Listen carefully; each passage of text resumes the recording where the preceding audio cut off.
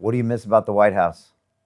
I miss the fact that, I had the opportunity in my job, and this is not the case in most jobs at the National Security Council, to really think long term, to think big, to think about the tremendous opportunity this nation has to remain a sovereign, prosperous republic. To think about, how do we really take care of the American people in a way that promotes their freedoms.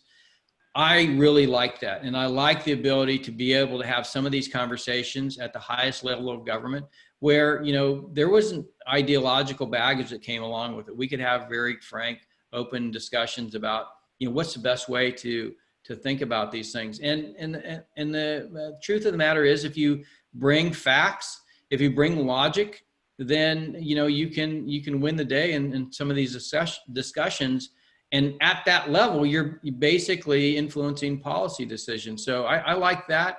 I think the part that I didn't like was the fact that if things get a little bit too, progressive in terms of, hey, maybe we should think about securing our internet so that our population can't be influenced, and industry got wind of that, then they can put a lot of pressure on the government to shut it down. So in a lot of ways, the corporate sector, Wall Street has a ton of influence. And I assume that's the same way in London as well. Corporate entities have a lot of influence on what the government does.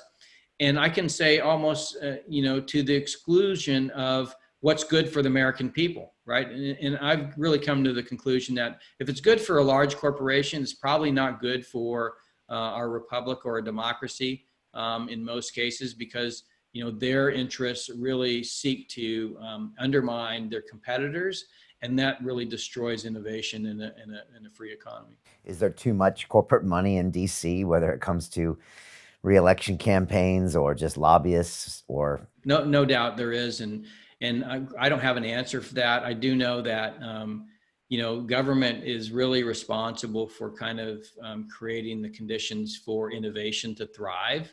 And really that comes in countering these very large corporations that tend to want to squash innovation because they see it as competitive to their own business models.